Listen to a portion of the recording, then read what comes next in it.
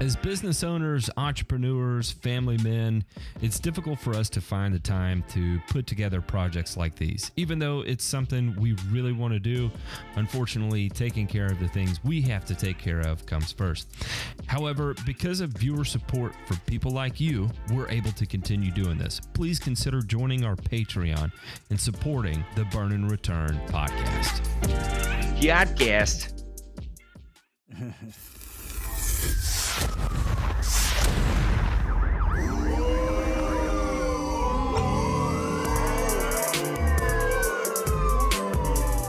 You're listening to Burn and Return, a weekly 1-hour podcast covering news from the agricultural and turfgrass industries.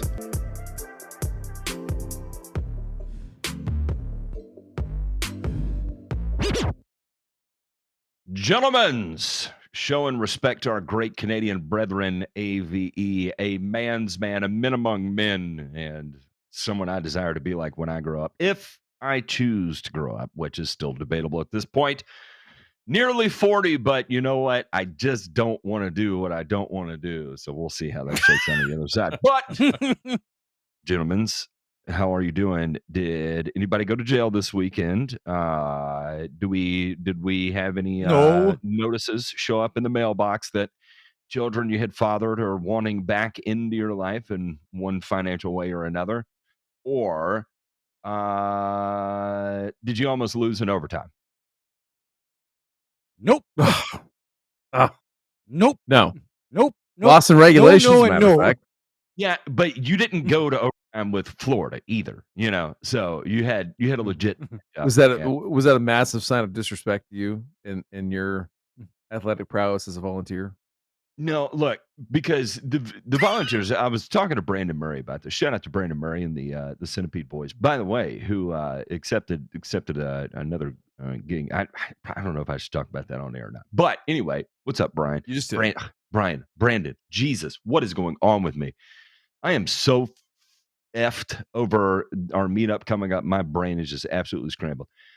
Talking to Brandon, and he was like, "Buddy, are you about to have a heart attack? I'm worried about you. Just checking on you." And I was like, "Look, there's one thing that I've learned about my Vols is that we can make any player for Florida. We can make any level of backup quarterback an absolute elite potential Heisman winner. It's just the nature of being a volunteer fan. You are going to make a mediocre player at best at Florida play absolutely lights out. The next Tom Brady will be birthed out of a UT game as a player for Florida. I don't know why. It just always happens. So the fact that we were able to collect the dub is enough. I'm not going to bitch about it, but I will say that, you know, I was not expected. I was not surprised that I went to overtime at all. In fact, by the end of the first half, I was fully prepared to take the L just right off the top. So the fact we made it to overtime and took a dub was good enough. I'm happy. Did not go to jail, but you know who's still in jail? And that's Diddy. Because Diddy made an entire house look like the floor bay at Jiffy Lube. That's what he did. Ew. Yeah. Ew. I mean, Jesus Christ. You think they'll put the? Well, do you think? Like I said, you know, in the last episode, he had the air compressed, you know, baby oil over the house. There you go, Charlene. A Milwaukee grease gun. There you go, Charlene. Baby oil. 5 ports, ready to go. Mm-hmm. Awful human being. May he rot in peace. Yep. Yes. Burn in hell. Me burn. Me burn. Because I've been good this week. Yeah, I've been good this week. Ray, you are on no additional FBI wanted lists or NSA tracking devices beyond what we have already known to come and expect from you. Yeah.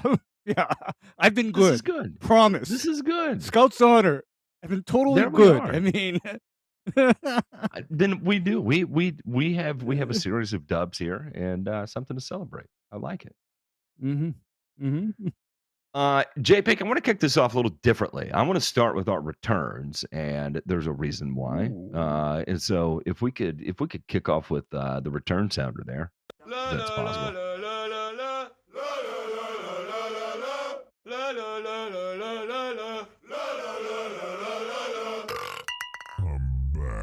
I am back, and as a matter of fact, I'll tell you exactly who's back, and it is one of our own Bulgarian Randy, who made us number one in Eastern Europe for a podcast, single-handedly has completed a course in Bulgaria.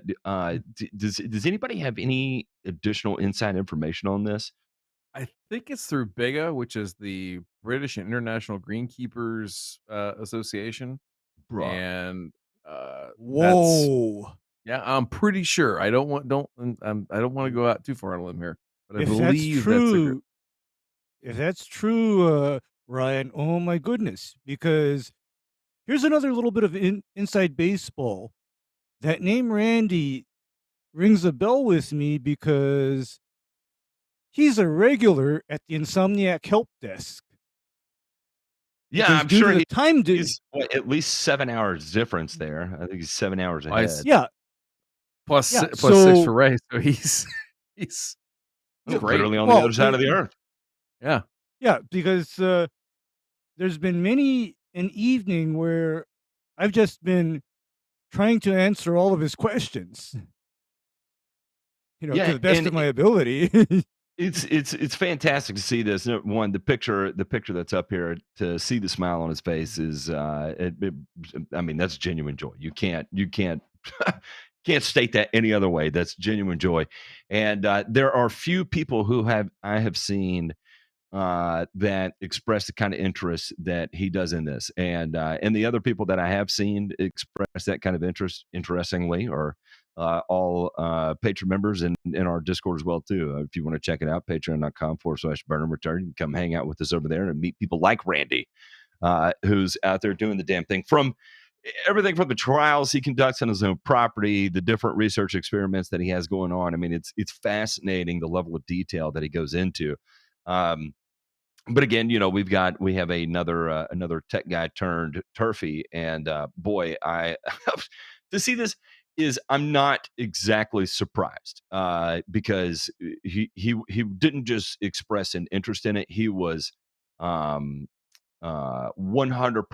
invested in it, right? And Yep. and the level of investment he had is it's again. Ooh. Was that Matt that went by? Yeah. Matt froze. I'll continue. Oh, wait, he's back. He's back. I meant to switch windows and I clicked the X because I'm a dunce. There's no other way around. So congrats to you, Randy. Yeah, seriously.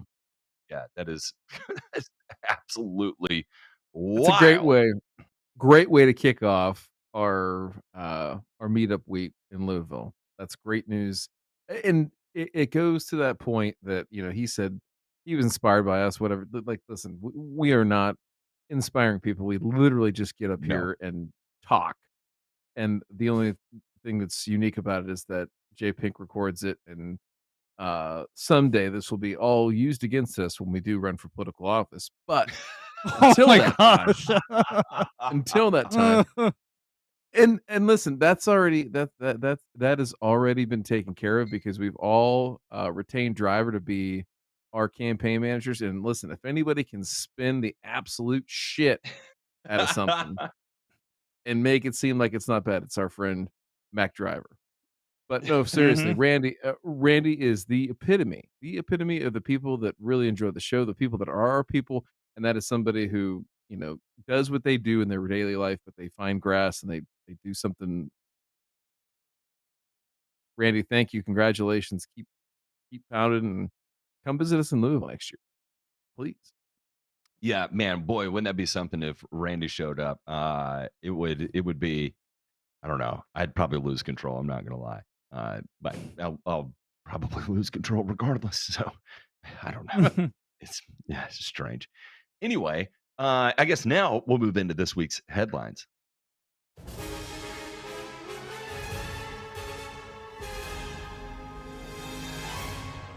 Nothing to fear here. This is just the news. This is just the news. So Hurricane Milton came through, and there was a lot of flooding. Major storm surge came with this, and guess who? Inadvertently had some issues with some waste byproduct releasing back into the Tampa Bay. That was Mosaic.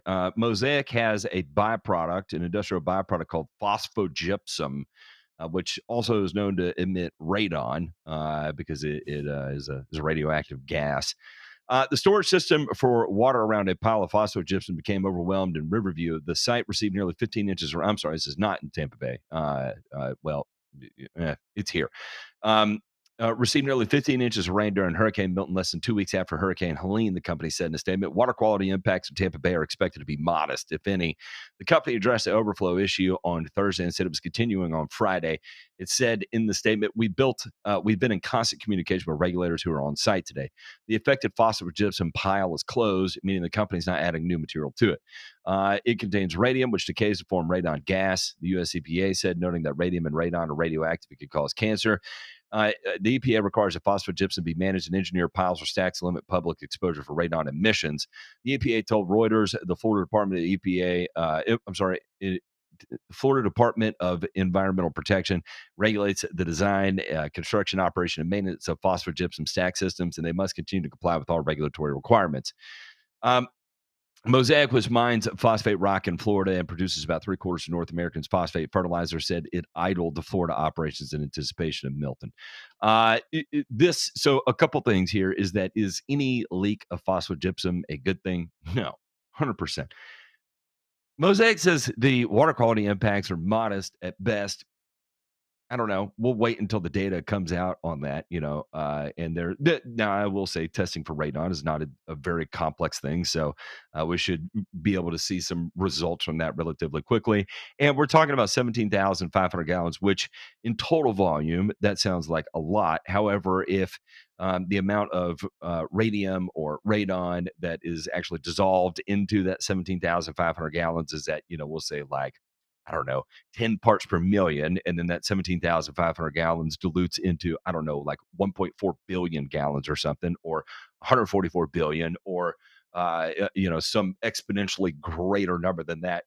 Then, if you move the needle, 0.0000000000001 billionth of a part per billion, then, yes, it's not good. However, the impacts that we're going to face as people's not is something to be alarmed about. And one more little note, Matt. One more Yes. little note about radon. Radon is not a high gamma emitter. So Yes. you are not in danger, for example, from having some radon in water even. Because It's not like having uranium-252 in it, right? Oh, well, I can think of something, nasty like, say, cesium or cobalt. Then we've got issues. But then the difference is that radon is mostly alpha and beta particle emitting, and alpha and beta particles are stopped by plastic, your skin. And the only time radon gas is harmful is if you have inhaled it, because then that has bypassed your skin and that has gone directly into your lungs. That's the only time that would be a problem. So this is why I'm not panicking and saying, oh my God, we're all going to die. All right.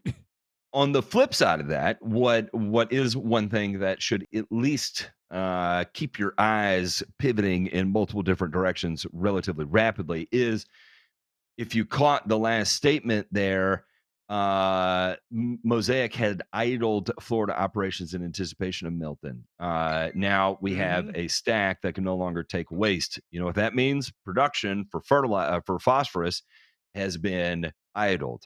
And remember the prices already that exist on phosphorus. It's already under a lot of pressure. Mosaic basically has a monopoly on U.S. phosphates. So you can see what ends up happening here. This is additional pressure on an already spicy market that is seeing high prices. So now if you trade phosphorus commodities and you were holding it and expecting it to come down, well, I think I was the one who was talking about, you could probably expect some softening over some time here. Yeah, I was wrong. How about that? Just flat out wrong. And this is why. This is exactly what ends up happening right here. I'll be curious to see if we see a force majeure come out. I think that's to be seen. If we do see a force majeure, that means there's going to be some significant shortages, and then boy, everybody's going to get a little panicky there, looking for alternative phosphorus sources. But as of right now, I haven't seen anything of the sort. But it's also young. It is young, and spring is not here. Plant season is not here. But when it comes time to get your phosphorus in the ground, hold your panties, boys. You never know what may happen. Philly jury awarded $70 million to man who alleged his cancer was linked to Roundup. DeMay, I think you sent this one earlier today, and boy, it is still going. It is still going. So here we have $78 million in a product liability lawsuit that alleged the ingredient in Roundup weed killer caused him to develop blood cancer. This is made by a jury in Philadelphia, resolving one of numerous lawsuits. As of so far, I believe $10.9 billion have been paid out, and there's still 1,000+ lawsuits remaining. Here, William Millison filed a lawsuit in 2021 after he was diagnosed with non-Hodgkin's lymphoma a year later. He said he'd been using Roundup at home and at work since 1992. The weed killer contained the herbicide glyphosate, which is widely used in large-scale agriculture and hundreds of products sold around the world. I do want to look up the court documents on this and find out exactly how much he was using. Again, this is one of those things. I find it extremely hard to believe that you're going to have negative repercussions at the exposure rates at home use with glyphosate. There's a lot of people that listen to us that use shit tons more glyphosate than these people. Okay, and I just not noticed even like on orders of magnitude shit tons more. Yeah. Okay. Go ahead, Ray. Okay, I just caught something that kind of caught my attention. This guy is almost the same age as I am, right? He is. Okay. Let's just say that if the Cancer Association were true, then I should have been gone a long time ago because because I've been dealing with Roundup, like the original 41% isopropylamine salt of glyphosate, as the original Roundup, since the 1980s. And I'm not talking about little bit. I'm talking about stacks of the 5-gallon cans. I think if there was a meta-analysis to be done, it should be of people like Ray, and if Matt and I are so fortunate to make it, past like 60, and die of something. We'll call it 51. If we make it to 51, then we enter the meta-analysis. Because the reason why I say this is because, as you know, it's probably not going to be glyphosate-induced cancer that gets rid of me. It'll be something else. I mean, really, I'm optimistic. It'll be optimistic. I'm optimistic that way, is that it ain't going to be the fact that I've been handling Roundup since the 1980s, okay? It's not going to be that. And that's why I notice the kind of cancer that this man has. Non-Hodgkin's lymphoma.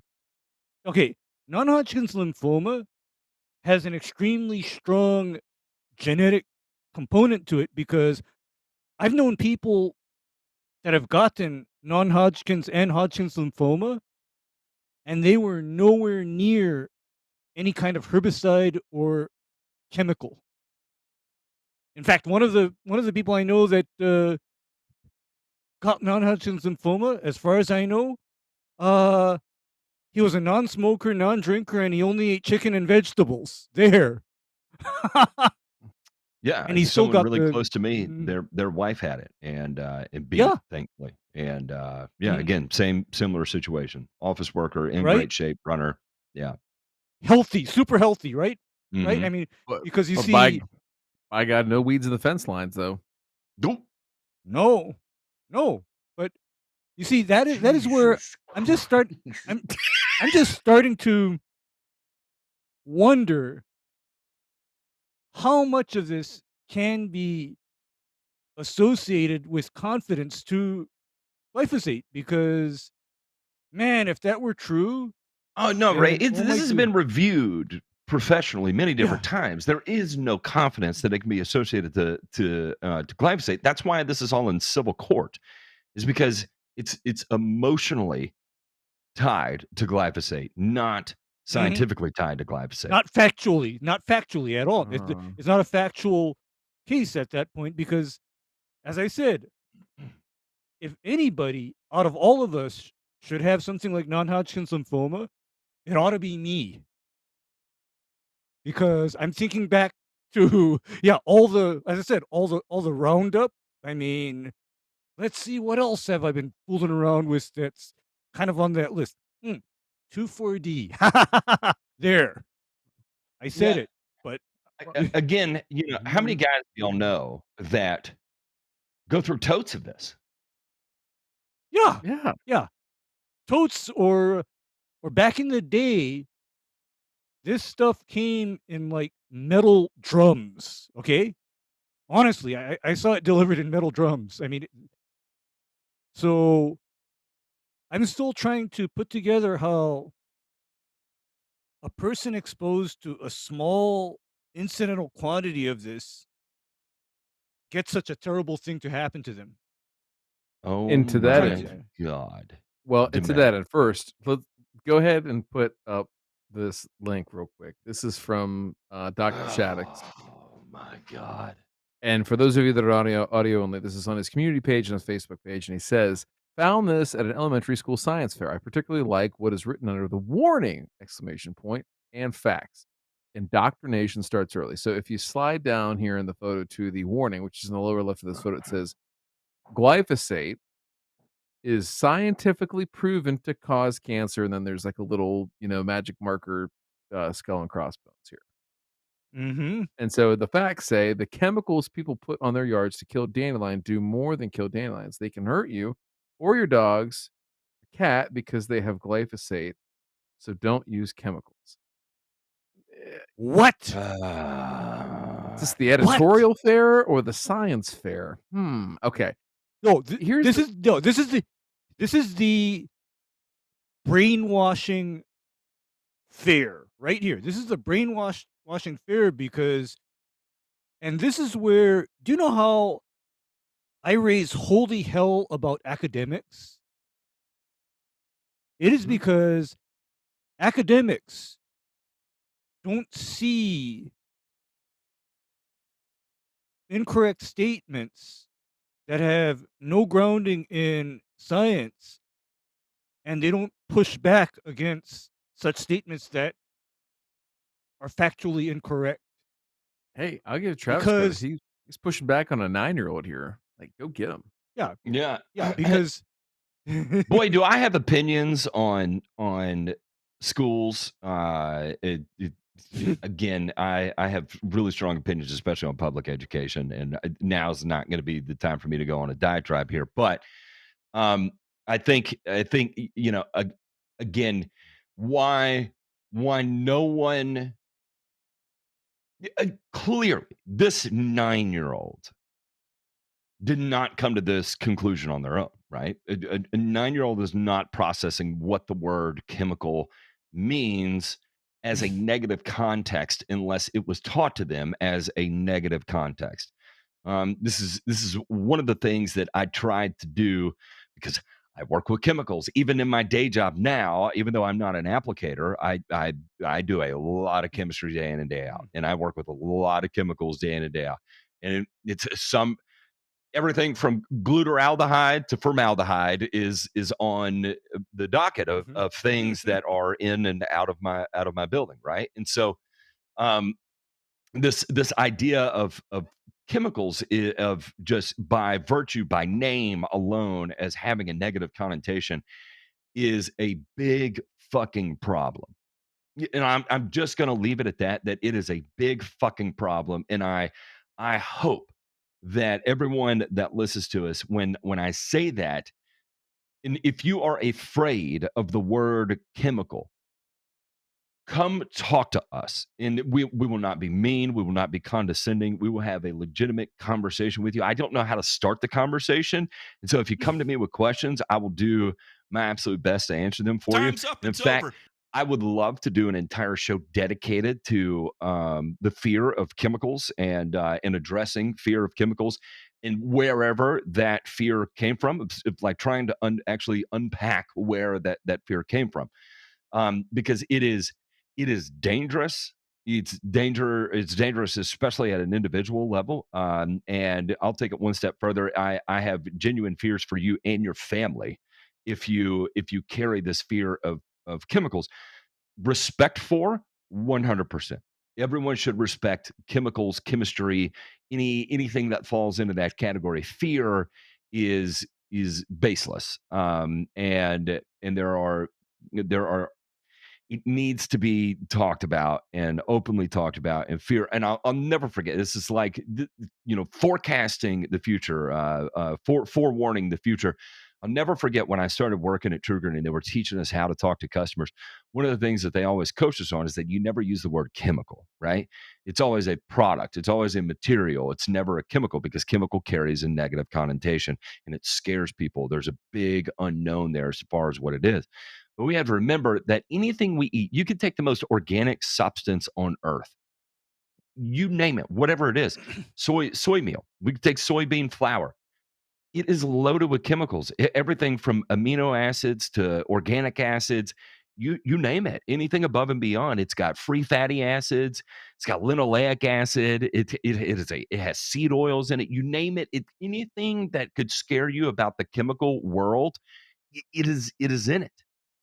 And you go right down the list of anything organic, and it is full of these things. You can take avocado oil. You could polymerize avocado oil if you want to. Now you have a polymer. Now you have a plastic on your hand. Now you're eating plastics. Matt. Are you okay with that? Do you want to eat plastics? So Matt. there's all of this needs to be understood at least at a rudimentary level. But what we have done, we have shifted education from a rudimentary understanding to just blocking things into categories of like good or bad, necessary, unnecessary, and leave the rest of it for the taking. And it's bizarre because in the age of information that we live in now, we are moving further and further away from the zest and desire and zeal to learn more about the world around us. And that is fucking freaking me out. And this is a case in point right here. It freaks me the fuck out bad. Yeah, Matt, I got to remember a convo that I had with Jay Pink a couple years ago. And this one made Jay Pink kind of take a pause. Because I think Jay Pink mentioned the word organic, and I flipped out.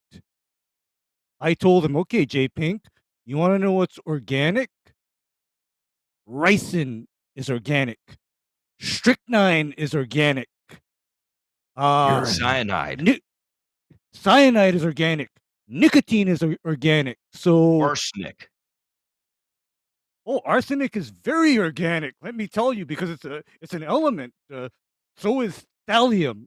And my point being is that we cannot just point the finger at something that was synthesized and say, oh, because it was synthesized, it is bad. Because in fact, oftentimes, the synthesized stuff was synthesized for the strict purpose of making it less hazardous, less of a danger.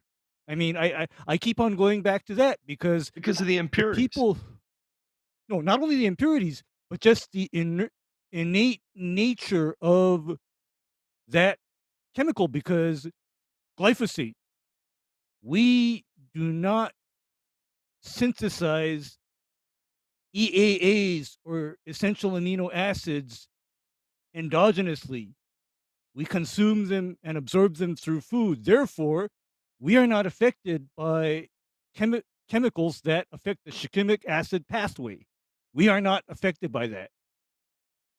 But if we want to talk about, let's not do glyphosate anymore. Well, let's see. I remember when, you know what was used for herbicide back in the day, Matt? And this is horrifying. Sodium arsenite. Yeah, Yeah, Yeah. that's organic. it is. So, It is. Copper sulfate's organic. Go drink a quarter of it. I mean, it just the Looney Tune world that we live in right now is rapidly expanding, and I do not know. I do know why. I have my own theories as to why. I don't know for certain. I have theories. I think social media is a lot of it, and the amount of brain rot that has occurred as a result of social media, and is taking, we have further isolated people into further and further corners outside of reality and stuck them there, and now they have found a home and a community that is not rooted in the world around them, and they get to circulate and stimulate each other with the most bizarre and asinine things that could possibly pop into their mind, and receive credit and recognition for them. And I think this plays into a lot to psychology and um, attachment styles and basic human needs. I think if you ever, again, I'm going to simp for Tony Robbins. Tony Robbins did a presentation about the 6 basic human needs. If you listen to it and you hear all these things, and then you think about the role social media plays in people's lives and its ability to capture 4 of the 6 basic human needs, you can see where it starts to facilitate a lot of the insanity that we see today, and again, exactly what we're talking about with chemicals here. I know it's. I highly recommend is rudimentary chemistry, acid base reactions, like the volcano experiment with your children. Do that and explain why this chemical reaction has happened. Sodium bicarbonate and vinegar, acetic acid, sodium bicarbonate. It is an acid base reaction that occurs, and it's a relatively violent reaction. It's an exothermic reaction, and it's a lot of fun, and it creates foam. And here you could talk about the individual chemicals that make up these 2 seemingly organic products, right? You have sodium bicarbonate and you have acetic acid. You could talk about the concentration of acetic acid and how concentration can affect whether or not it's dangerous. These are simple, basic things that this 9-year-old should be doing in their experiment. However, they started at it with the understanding that no, chemicals are bad. So what we're going to talk about is just staying away from those and eat dandelions, and the world is going to be better. Hugs, not drugs, kind of things. I don't know. It's Maybe absurd. I did too many drugs, and I'm beyond fucking saving at this point. I don't know. Anyway, let's jump to our favorite segment of Joe Knows Turf. Oh, when it starts off with off, you know you're stepping into some shit. I'm Joe. I'm gonna give you DeMay just signaled that one out loud. Yup, you sure did. Joe Knows Turf. Damn it. well, it's seldom that you're able to package together both diarrhea and solid shit into the same bowel movement. But I think, gentlemen, I think that we have made I don't want to say history because we didn't make shit. We're just literally just watching and consuming what comes in. So today there's a gentleman that goes by the YouTube handle of Garage Gear that's going to explain to us some things about the Landsea spreader for compost, which I don't really care to watch that. We'll let him do his intro. Check that out. But then there are some things about overseeding and about compost that I want to go over as he goes through this. So JP, why don't you give us about the first to your 60 seconds or so, and then we will jump into. I'll get you a minute and second to fast forward to there. Yeah. Yeah. You never sent me the link. I got wait, it. no, it's in Notion. Oh. Well, why would I look there? Why would I look there? Where did you want me to jump to on this? Just through the first 60 seconds. What did OJ say when Johnny Cochran held up that knit cap? Hey, there's my lucky stabbing hat. Jesus Christ. I was about to King say with this it. spreader, and that's where it gets a huge win. Reloading. Oh my gosh, it never ended. Hey guys and gals, welcome to Garage Gear. I'm JB, and just so we're clear here, this video is not sponsored. This Landsea 24-inch compost and peat moss spreader belongs to a friend of mine, and he was kind enough to let me review it. This model's a few years old now, but not too much has changed on it since it came out. Let's dive into this hollow barrel and see what it's made of. This Landsea spreader is 24 inches wide by a 16-inch deep diameter barrel. Is it just me, or does this thing look like a giant bingo ball tumbler? It has a powder-coated steel framework, and the mesh basket is made of 3/4 inch by 1/2 inch diamond-shaped holes, allowing finely screened material to easily pass through. What do we call There's that a material, swinging boys? hinge door, which What kind of metal is that? Chinese metal? I believe we call that Chinesium. expanded metal. If I Expanded recall metal, correctly. yeah. Yeah. Yeah, that's an Or expanded 1/2 metal. inch by 3/4 inch diamond shapes. Either or. Yeah. All right, actually so let's go opens to up pretty 6:20 wide, allowing for Go to 6 minutes and 26 seconds. Let's go there. By the way, before we start, I just want to say that if you want to spread compost and use a compost spreader, this is where particle size distribution becomes important. Just make sure it does flow through expanded metal. If it is in a tumbled fashion, sometimes you're going to have some material in there that's way too big to pass through that. So as a general rule of thumb, if you're buying compost that is too big to flow through expanded metal, it's probably not good compost to use. I'm just going to throw that out there. So anyway, just as a byline, as a compost spreader, you want to use this, by all means, go for it. You know, it's a good sign that at least one part of your compost is good. Landsea spreader, definitely. I'll have this Landsea spreader linked down below in the description. Big shout out to my friend Matt for letting me review this Landsea spreader. Very Thank you welcome, much. sir. Now here's what I did. Very leading- welcome. See? I mean, this is the kind of Was thing. he talking about me? Yeah, I think he mean, was talking listen, this show has gotten so big. We've got so much marketing collateral to push out there that we are now setting people up to make Jonah's turf content unknowingly. I see what you did there. That was good. Yeah.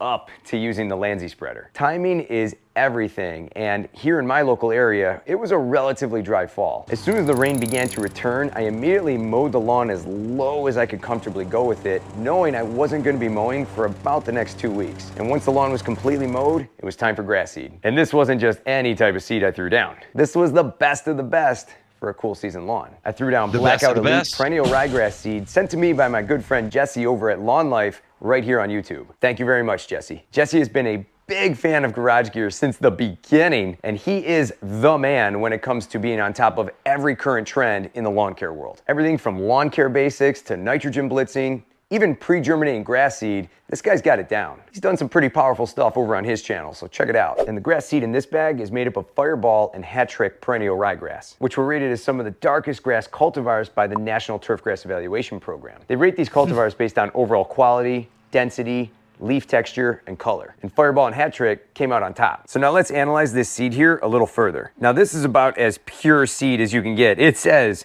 pure seed, and it's made up of 49.29% I know so, because it says so. It's pure seed. and Fireball Perennial Ryegrass, then 49.29% Hat Trick Perennial Ryegrass. There is no other crop seed in this bag, and it has 1.42% inert matter. Now, inert matter in a bag of grass seed is basically like little bits of seeds and maybe some broken stems, maybe. So we have a very tiny percentage here. And below that, what do we have? 0% weed seeds. So this bag is without question pure seed, nothing else. I'll have Jesse's info and his If you see inert matter, it is not It's pure not seed, pure seed. nothing else. You contradicted yourself. But in terms of the amount of inert matter in there, is that a problem? No, I would say that's fairly par for the course. But if we're gonna call this pure seed, at least use the appropriate definition of pure, and that is not fucking pure seed, as a matter of fact. Is not. So let's go ahead and look here Oh, and try to yes. dive in just a little bit more about this seed because when Okay. anybody makes claims about, hey, this seed's the darkest, it's this, it's that, It's the uh, best. the best, the top of the top, this, that, and the other thing, right? Any seed that we use has drawbacks, like inherently. That's why, right, that we use mixtures and blends. And for those of you scoring at home, remember a mixture is two or more of the same genus and species in the bag, but maybe different cultivars, right? A mixture is Sure. two or more different species in the bag. Okay. And what we're doing with that is maybe hedging for different things, whether it be, seasonality of when a grass is performing at its best. But even within individual cultivars, it could be things like, one does better with disease resistance and the other one that doesn't do Mhm. quite so good with disease resistance does better with color. Now, when you try to do something where you make up your own, you can come up with some pretty good blends and mixtures. I'm not saying that anybody can't, right? But what happens is if you focus in too much on one, you might get yourself in trouble. So, Garage Gear mentioned the National Turfgrass Evaluation Program. That's a federally funded program through the USDA in which grass seed growers will put their best or whatever they want to test into a trial that is conducted over several years, usually 3 or more, to get a good idea of how their grasses are performing relative to 1, industry standards, and 2, maybe some experimental varieties that haven't come out, and 3, just sort of in general in different areas of the country. Okay, we've talked a lot about it before. To take that to a new level, this used to be just on like literally just tabled text files, like CSV files. The University of Minnesota here in the last 2 years came out with this thing called the Turfgrass Trial Explorer. I highly recommend that if you're ever looking for different cultivars and things like that, that you just go look this up because you can get the data aggregated in a much, much better format. Okay. So let's look at Hat Trick Perennial Ryegrass. There's that and Fireball were the two that were in this particular blend. This is the 2016 Ryegrass trial. So this was entered into 2016. They grew through 2017 through 2021, those 4 years, right? Those 4 seasons. And they rate these grasses on a variety of different things: overall quality, quality in the spring, quality of summer, fall, winter, so on and so forth. We'll look at diseases here in a little bit. Okay. Mowing quality. It's also another thing for perennial ryegrass. It's a special topic for ryegrass in particular.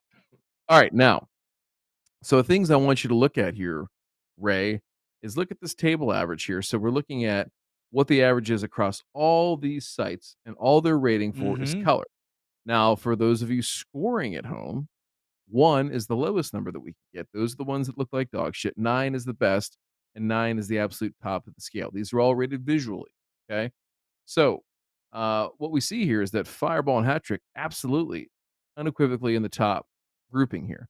One other thing here to note from a stats perspective, I sucked in math, but I was pretty good at stats. This LSD right here, least significant difference, is 2/10, right? Zero point 0.2. So if I subtract this LSD value off of this, basically anything that falls within that group is the top performer. So this is not like the college football playoff rankings that are about to come out. This isn't number 1, number 2, number 3. It's not how this works. Statistically, there's no difference between these 3. But once you get down to 7.2, when I subtract more than 0.2, this least significant difference from this top number right here, now I have a difference that statistically is different, right? So we're seeing differences in color. But Hat-Trick and Fireball, guys, if you're looking at the color ratings, I mean, you might get the baby boil out. It's getting pretty hot and heavy in here. But Slippery. is that the whole story? Yeah, I brought that coupon here to Jiffy Lube today. Did he? You gonna cash that in for me, dog? I'm gonna need a set of wipers when this is all done too. You know what I'm saying? Uh, and don't reach in there and replace my air filter. Good lord, that could be expensive and painful. But let's look at overall quality ratings here. Okay. So overall quality is looking at kind of an amalgamation of all these different characteristics. Okay. So when we look at this, all right, so let's check our least significant difference here on our stats. 6.1. So that basically means anything that's down to 5.9 is going to be in top. So I got to go pretty darn far down the list here to find 5.9. All right. There's a lot of pretty good ryegrasses out there from a quality standpoint across all these metrics, diseases, summer stress, all those things, right? But what I don't see in that top grouping is Hat Trick or Fireball, and I've got to keep going down here. So here's Hat Trick. Hat Trick checks in at 5.4. Again, the top of our scale, way up here at Time's up, it's 6.1. over. Wow. So there's a pretty big difference there. Okay. It's in a statistically different category. And then let's go look for Fireball. Fireball's down here at 5.2. So not the best, but not the worst either. And, statistically, they fall, in this second grouping. And there's, not too much notable about them. If we go back and look, we can kind of look at individual sites where they perform better. If I remember correctly, I won't slide all the way over here and find out. Well, let's just look at Hat Trick real quick. Did great out in Logan, Utah. And I think the same thing for Fireball. It did pretty good in some of the drought studies and things like that in a couple different areas. All right. So that being said, let's go check Where one did more it thing fail? because, if I were to ask you, gentlemen, what is the biggest pest that we have on perennial ryegrass? Gray leaf spot? Gray leaf spot. Gray leaf spot Mhm. is a stone cold killer on ryegrass, and there's really not a whole lot you can do for it. One of the most important things, though, that you can do, remember that disease triangle, guys, right? You need a Mhm. virulent pathogen, you need the right environment, and you need a susceptible host, right? Yeah. So the breeders on perennial ryegrass know this. They know this, and they've taken great pains to try and select for and breed more more varieties that are resistant to gray leaf spot. Done a pretty good job here. Now, if I go back and look at diseases, gray leaf spot, and I start sliding down here through the list, they've got some pretty strong entries here that are in the 8s and 9s as far as resisting. However, again, I've got 1.5 is my least significant difference. So I can go all the way down to 7.5 and still be in that first grouping. Well, unfortunately, I don't see Fireball or Hat Trick in those first groupings, and I'm still scrolling. And I get all the way down here to the bottom, 2.7 on Hat Trick, and where Dude. is my Fireball? Fireball, Dude. 1.7. Dude. So Wow. kind of in the basement there when it comes to this. Wow. This is Neither of one them site. are This is even remotely tolerant. one site. No. And this is other nice thing too, Ray. I thought that you might like is they give you all the plot data here in terms of Mhm. what kind of growing conditions that we're in, nitrogen, all that kind of stuff, and just really show you a little bit more about the study so you have some more context. But, gentlemen, Dude. this is where you can get yourself into Who- trouble because if you Who go put back together and that look, seed blend? well, I got to go. The only place I can find it is on Lawn Life, and this is the Yeah. blackout grass seed. And trust me, gentlemen, I can say this unequivocally is that once the gray leaf spot hits, it'll be black in very short order. I was just gonna say, Ryan, because And that ain't No, grass. Named correctly. That's dirt. That's dirt. yeah, because the most feared disease I can think of, one of the most feared diseases I can think of in a cool season grass is gray leaf spot. Oh, I thought you were In going to say a- Bill Cosby with a bottle of schnapps, but okay. No, I thought you were gonna say Bill Cosby with the bottle of South African Quaaludes. Oof. It all ends Yes! that or gray leaf spot on the Fireball and the Hat Trick. All these things end up filtering down to blackout on the flow chart. Yeah, because okay, true or false, guys? You know when you have gray leaf spot hitting a residential lawn, you don't have very many particularly effective options for dealing with that, do you? No. Not really. Gray Once leaf it's there, spot. it's that's a bohica. Because- That's a bend over here comes again. Yeah. Yeah, because I'm thinking that if this happened prior to year 2000, I know what my out would be on gray leaf spot. I'd be doing a Greg and painting that sumbitch white with Decanil 2787. I will say I would rather have gray leaf spot in St. Augustine than in cool season grass any day of the week. And it's not sure. even close. I mean, Absolutely. yeah, gray leaf spot does not dirt St. Augustine.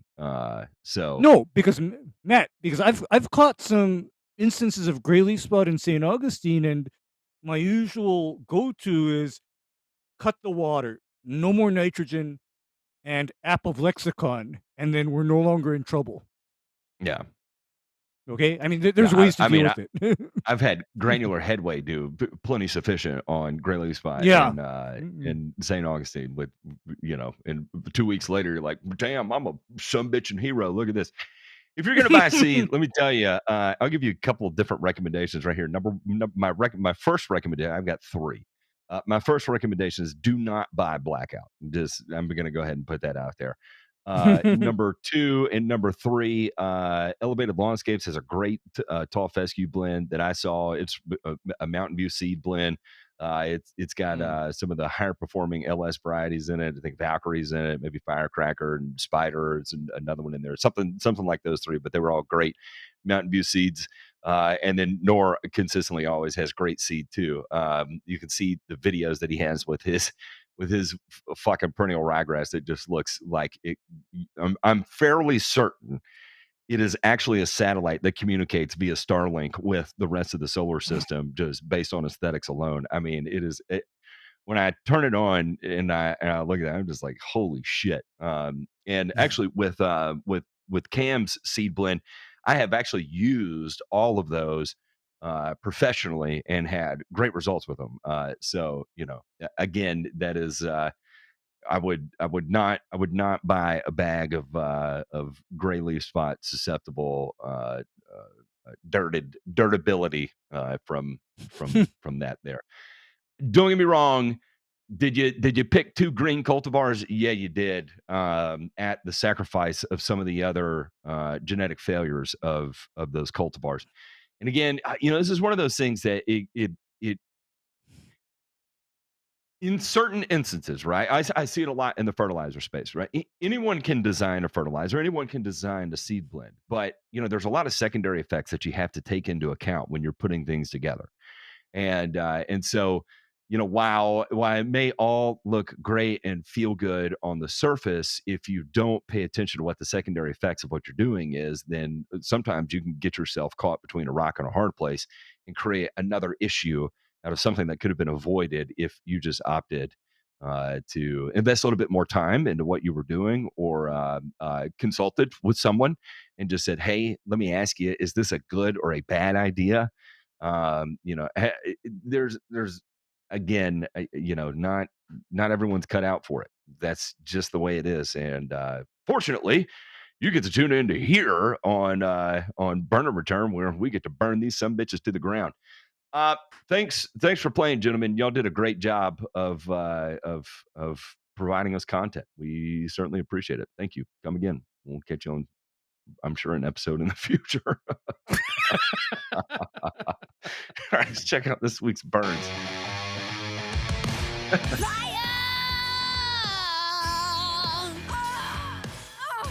JP. Private chat is wild right now. Good Lord. Group chats are the best, aren't they?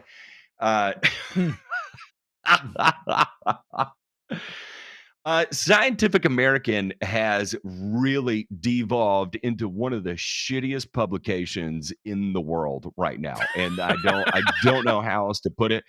I continually read things from Scientific American, and I'm just like, I cannot believe they opted to put this into print. It is an absolute fucking scumbag of a rag to read now. And I remember when I was young, Scientific American was like, I mean, it was reputable. It was it. It was totally you totally reputable. Wait to read it and be like, God, that's going on in the world. That's amazing. But now it's just a crock of I know what happened. shit. I know what happened to it. I know exactly what happened to it. It became an Is activist journal or yeah, curator of opinions. yeah, it became a political editorial Yeah. rather than a scientific journal. And this is literally what I say has happened to media because do you know what slogan just chaps my ass, Matt? That slogan, "We report, you decide." Bullshit. Okay? Bullshit. That slogan should be rephrased to, "We are deciding for you." Yeah, I think there is a lot of that, and it starts with the headline here. The headline is just, this is gross misconduct of journalism if there ever has been one. Forever pesticides threaten environmental harms worse than DDT. Forever pesticides. Gentlemen, what we have learned now is that we have a new class of pesticides called forever pesticides, okay? Mhm. It's right here in the headline, so we know it's true. A looming and poorly regulated PFAS threat comes from these chemicals' common use in pesticides on farms nationwide. So PFAS is coming from the chemicals used in pesticides. Okay, do you hear that? When the US EPA ended most uses of the notorious pesticide DDT back in 1972, it wasn't just because the poisons then suspected links to cancer and serious reproductive effects in humans. Evidence also suggests the chemical would bioaccumulate in living things that persist in the environment for centuries, threatening the health of our children, our children's children, and beyond. A disturbing reality confirmed by recent research. Now, 50 years later, a growing body of research reveals the EPA is failing to fully address a similar and potentially even greater multi-generational chemical threat, a skyrocketing presence of perfluoroalkyl substances, aptly dubbed forever chemicals, in millions of gallons of pesticide products that are used widely across the U.S. Okay, so here it's just kind of open-ended, right? We are detecting forever chemicals in pesticides products. If we read the headline, we are using forever pesticides. The pesticides themselves are a result of using pesticides is PFAS, is the way the whole thing is phrased. And then we'll kind of work our way through this. They're hard to break the bonds. They've been linked to certain cancers, delays in childhood development, immune system dysfunction in humans. Drinking water regulations are now underway, and the permissible levels are in the parts per trillion range. When PFAS are present in pesticide products, many of which are sprayed on food crops and run off into nearby waterways, people can be exposed to by eating contaminated food and drinking contaminated water. In a newly published study, we and our colleagues from several environmental watchdog groups identified troubling gaps in the EPA pesticide approval process that have resulted in the agency failing to fully assess the harms from the growing number of these forever chemicals added to many pesticides. What? Matt, The what implications added? of that glaring lapse could not be more dire. The gaps in pesticide safety oversight, including waiving immunotoxicity studies for pesticide active ingredients, not fully accounting for the partial transformation of pesticides into different chemicals over time, and failing to assess the cumulative toxicity of PFAS pesticide use. PFAS pesticide use. Okay.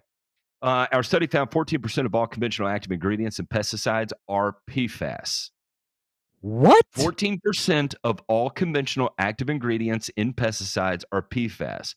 Worse yet, the long-lived chemicals comprise 30% of pesticide active ingredients approved in just the past 10 years, meaning pesticide contamination with PFAS is trending upward, will likely increase in the coming years. Now, after they say all that absolute insanity, and then you have a break in the page where no one is going to read any further, and you can't tell me this is not done by design, although PFAS are known to leach from plastic storage containers into pesticides, contamination is more often the result of pesticide ingredients that are forever chemicals in their own right. Pesticide ingredients and their degradates, what they turn into after partially breaking down, can stick around for decades or centuries and are incredibly more potent. Okay, let's get this out of the way. A perfluoroalkyl substance, right? And I think one of the I'll use it in polymer science because the overwhelming majority of PFAS are a result of a coupling agent, right? And so you can use a fluorinated coupling agent. And the reason why you want that fluoride bond in the coupling agent is that when you're creating a plastic, that fluoride bond is a very hard, durable, flexible plastic, right? So it can withstand holding things with chemical degradation ability to resist chemical degradation. It gives you longevity. It gives you rigidity in storage situations. Okay. That is where this is coming from. If we were using a fluorinated coupling agents in pesticides, what would end up happening is that we would form bricks in our pesticide bottles. Product. Yeah. If we use a silane coupling agent that is a fluorinated coupling agent in these active ingredients, they would form a plastic, a brick. Period. End of story. Because you have a solvent that is typically a carrier of sort. You have an active ingredient, and the solvent is going to react with a fluorinated coupling agent every fucking time. That's exactly how plastics are formed. Exactly how they're formed. Anybody that's worked in polymer science has seen this. You've done it. You've done it in the lab. You've done it with fluorinated. You've done it with chlorinated. You've all these different things. You've done it with free fatty acids. Has anyone ever used sterile chloride in the polymer science space? Chloride, right? And then, you can use like a polyvinyl alcohol and a sterile chloride to form, a polyvinyl chloride PVC. You ever heard of this? So this idea that we're using these active ingredients in pesticides, intentionally putting PFAS into the pesticide as an active ingredient and not labeling it is a flat out fucking lie, purely from just a chemistry perspective. It doesn't work that way. Now, is there potential that if you're using really, really, really outlandish and bizarre surfactants with hydroxyl groups, and you have fluorine that gets freed up from the plastic container, and then it reacts with that functional group on the end of your surfactant chain, that you get the formation of a new polyfluorinated substance at the degradation of the previous fluorinated alkyl substance that came from the container? Yes, but it came from the container. It didn't come because we're adding a polyfluorinated alkyl substance to the pesticide as a functional part of the pesticide, as an active ingredient, or even a non-active ingredient additive as an adjuvant of sorts. Guys, you're more likely to find a nonylphenol, which is incredibly toxic, in a pesticide than you will a perfluorinated alkyl substance as an adjuvant. But now there's alternatives to nonylphenols, and pretty much those have all, people aren't using nonylphenols anymore in pesticide formulations because there's alternatives that work equally as well as a surfactant or emulsifier, right? So yeah, they're better. Anyway, as purely from a polymer science perspective, this is complete and utter bullshit. Just top down, left and right. And the fact that Scientific American let this go to print is fucking shocking to me. It is fucking shocking. Matt, it's not shocking to me. It will never not be shocking to me. It'll never not be shocking to me.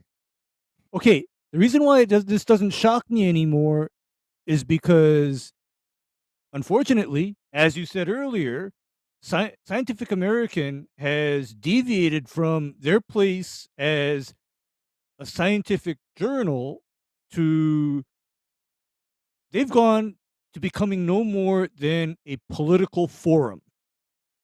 That is what they've devolved to. And this you're exactly right. You're 100% right. And I want to try and steer this away from politics because it's obvious that that's exactly what's happening here.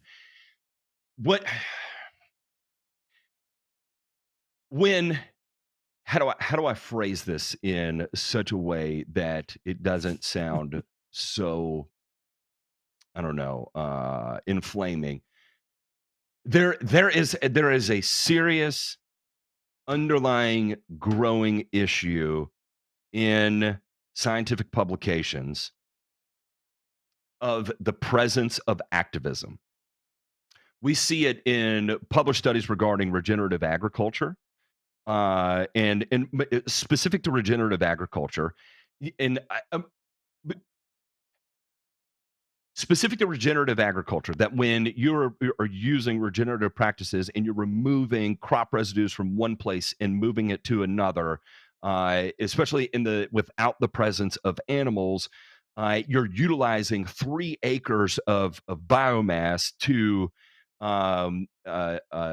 inflate the organic matter contents of 1 acre. So you're robbing from 3 acres to inflate 1 acre, right? Under the guise that it's regenerative, that you're sacrificing 3 acres of organic matter so 1 can be chooched to the gills, right? And that is super common in regenerative agriculture because it feels good, right? And it gets people excited, and they want to steer to it, and they want to bypass the reality of the situation. But again, this idea that food is poisoning us, the way we cultivate food is poisoning us. It's not food choices. It's how we actually grow our food is killing us, that we're passing off individual responsibility off to the collective being, in this particular instance, agriculture, big ag, as we'll call it, right? And so we are the ones that are victims of it, and it's out of our control, and no one will protect us, and we can't protect ourselves, and we're fucked, right? I mean, it's just simply how it goes. Now, in this particular instance, we have Scientific American, of all things, which now is, in my opinion, completely unreadable at this point, because we're experiencing the same thing. Okay. PFAS contamination, whether it be in pesticides, in wastewater treatment facilities, in groundwater, in spray foams, in water repellent fabrics, this is a big fucking issue. We've been talking about it for a long time, and I don't want to downplay that this isn't a big issue. And the fact that it is leaching from containers into pesticides is a big issue. Because it's already a big issue, why the fuck do you have to fucking lie about the point source solution, the point source pollution issue in and of itself? To go so far to the fucking extreme in your lie that you have to say, no. It's not just leaching from the containers. We're actually adding it to it and hiding it off of active ingredient lists. And the EPA is purposefully neglecting to look at it. When they test these active ingredients, they are not testing the adjuvant, in this particular instance, PFAS, which is the claim of Scientific American, that's being added to it. The EPA is overlooking it. That is horseshit. Chances are, when the active ingredients are shipped to the EPA, they're sent in 1 gram ultra pure samples in a glass vial to maintain ultra purity, so they can get the most accurate data imaginable, because that's normally how science is conducted. You don't send them a 2.5 gallon of chlorothalonil off the shelf and test it as it is. No, you're sending them the chlorothalonil molecule, because that's actually what you're looking for from the response perspective.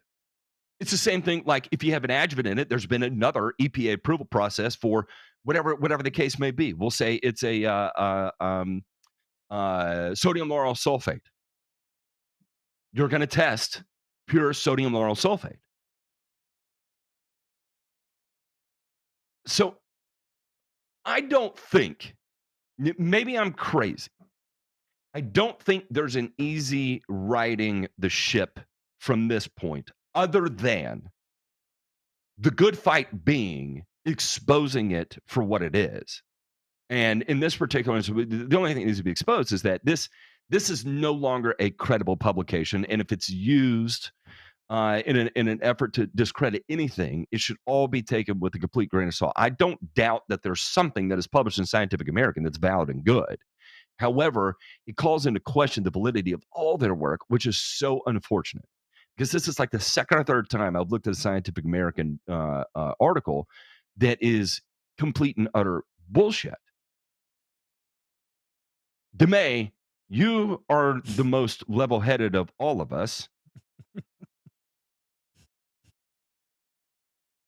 Are they coming for us? Are they going to get us in our sleep? That's a joke. If anybody's listening, that is a joke. I don't mean that seriously. That's hyperbolic. I'm just phrasing the question. I don't think they're gonna take the time, caution, or have the empathy to pull the anal beads out slowly. How about that? Oh no. It's gonna be like you hit the rumble strip there on I-40. Yo. Yeah. I'm awake. I'm awake. I was not asleep. I'm awake. I'm awake. And now that I'm Fucking pink the socked, yes, Jake break. I will talk. That's the pink sock, not the Jake break. I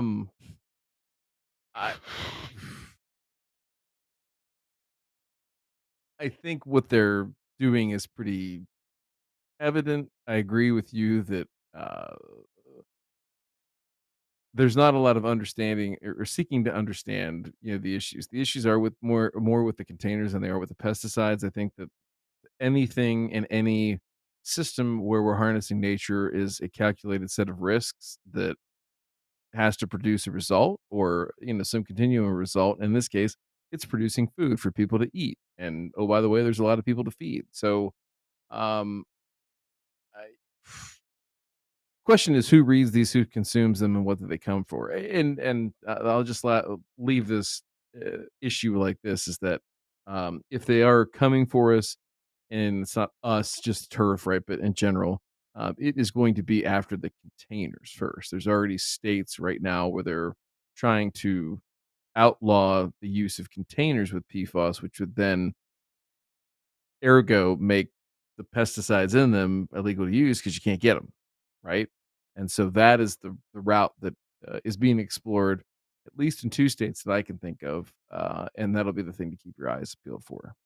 And that Okay. I can at least logically make sense of that, right? Is that, look, we have to find alternative containers like we used to use, whether that be aluminum or Matt, steel. I can I logically got follow the reasoning there. I got another one for you. This just popped into my head with all of this talk about PFAS in the plastic containers. How's this for irony? I remember in my grandfather's tractor shed, imagine this one, guys. Chloridane 8E in a glass bottle. What's the irony of that? A forever chemical, a true forever chemical, mind you, but in a container that stands no chance of transferring another forever chemical into the forever chemical. Go figure that one out. Shocking.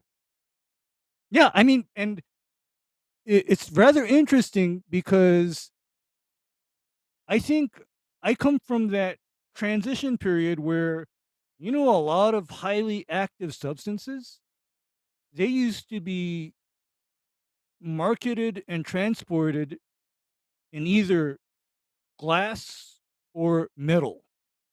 Okay? Like earlier in the show, I was talking about how I'm old enough to remember when Roundup came in a steel drum. Okay? And so when you See, say all we of have that makes sense, right? Like I can wrap my mind around, okay, the use of HDPE is by the wayside, and we're gonna have to go to another alternative. Just end of story. we're gonna have to Period. we're gonna have to go to somewhere fine else. with that. In Okay, and whether it be I got glass or aluminum or steel, and it causes a cost increase just due to packaging issues in and of itself. I can another one wrap for my you. mind around that. It just doesn't Okay, shock me. I can logically follow that. and I got yet another little, thought too is that the guys always ask me, how come everything comes in such a massive container, yet in the rest of the world, a lot of your pesticides, the smallest package for that pesticide is like a 100 milliliter aluminum can with a screw cap. Okay, that's how they package stuff, and that kind of packaging is especially pertinent to the highly hazardous legacy insecticides and miticides, for example, because Matt,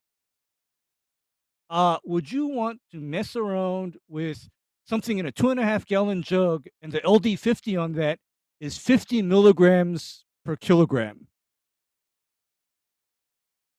Would you want to play with that?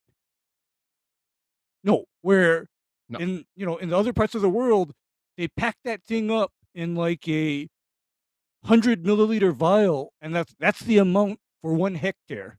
That's it. You open the can, put it in the sprayer, you're done. I mean, I get it that it cuts down on packaging cost, right? And but again, and I just want to reiterate that what is going to end up happening out of this is that people will see this article, right, about PFAS being put into pesticides. And this is what breeds the people that go the other way and say PFAS is a scam. It's not a problem.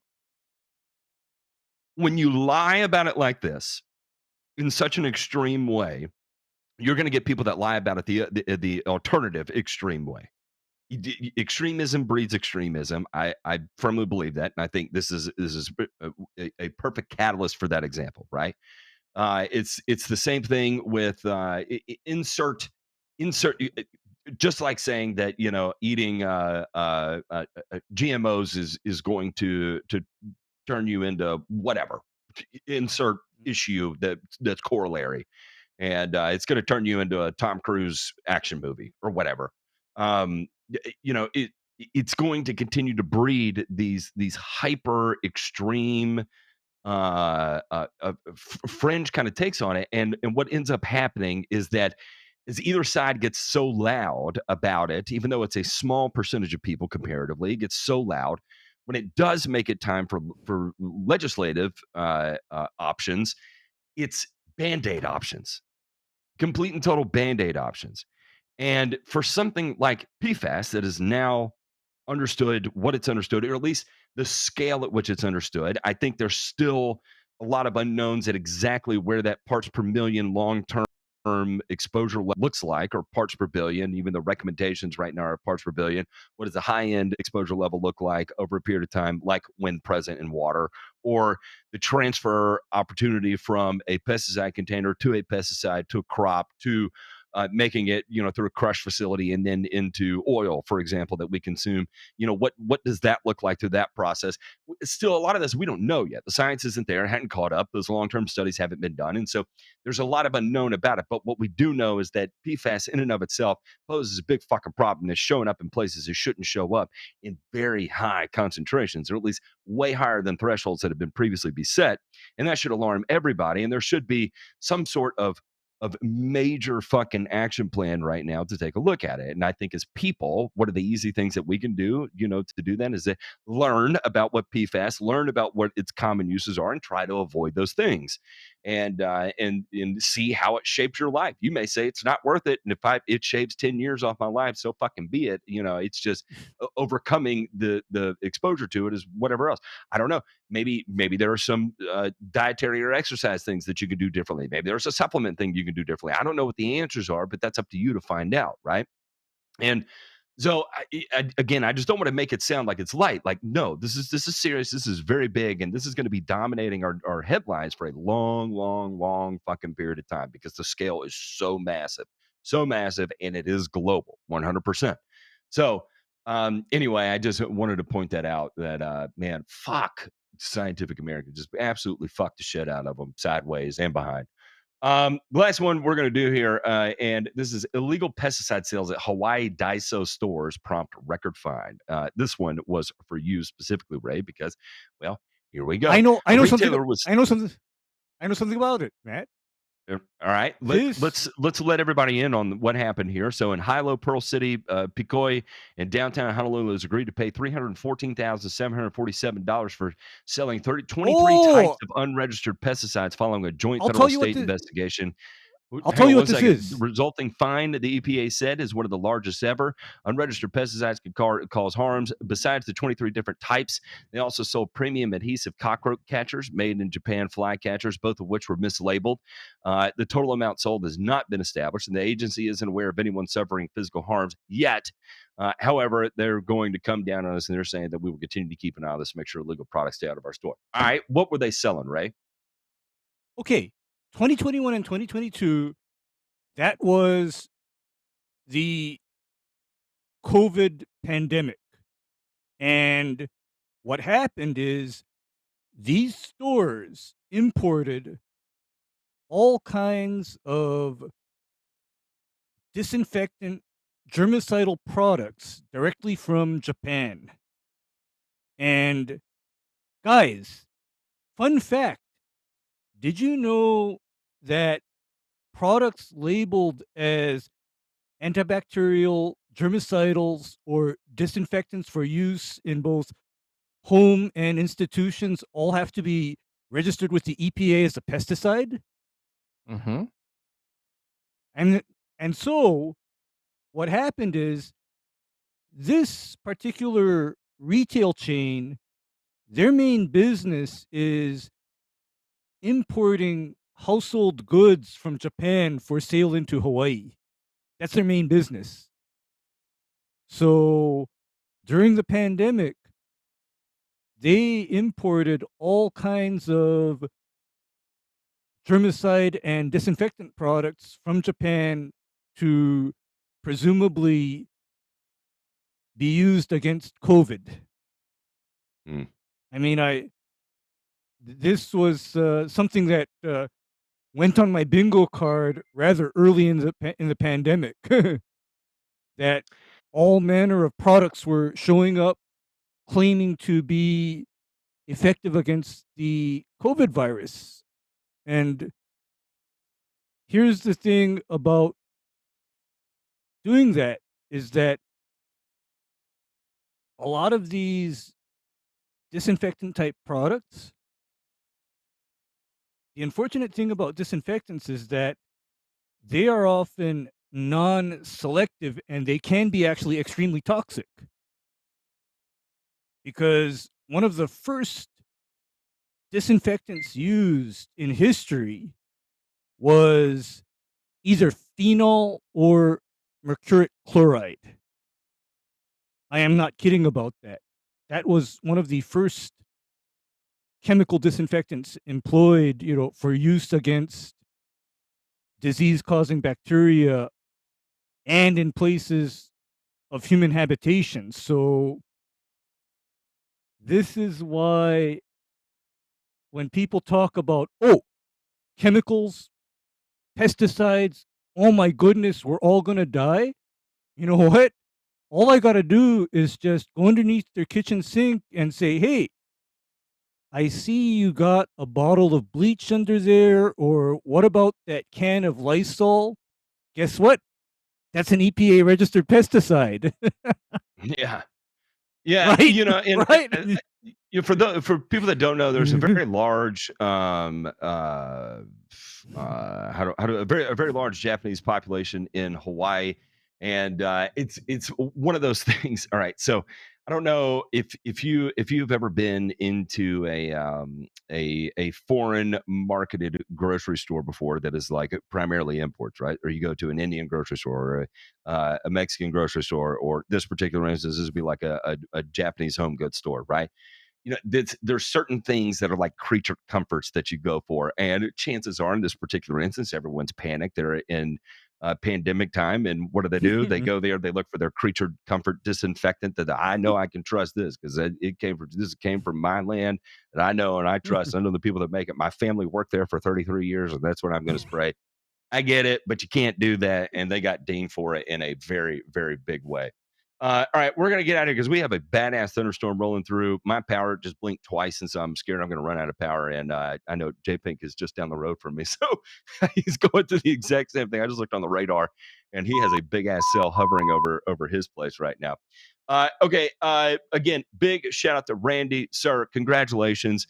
Thank you for being a part of our community, and thank you for all your hard work. That is all you that put the time and the effort and the energy to learn everything that you learn. And man, you're an exemplary human being. You're an exemplary student, and you're a good fucking friend. And I'm just incredibly proud of you and thankful that that you are in our community. If you would like to join our community, patreon.com/Burn Return is cheap. It costs cheaper than an airport beer, and you know, you get to come hang out and do with us some of the things that we do. Also, in that same vein, we're going to go hang out with them now and let them choose the title of this week's episode. Y'all have a great one. We'll see everybody starting Wednesday in Louisville, fucking Kentucky. If you want to be there with us, again, you got to be a patron member, and then you can do next year. Patreon.com/Burn Return. You ain't making it this year, motherfucker, because we're sold out, we're rocked out, we're glocked out, and it's going to be a good time. See y'all then. Bye! Glyphosate. Jesus.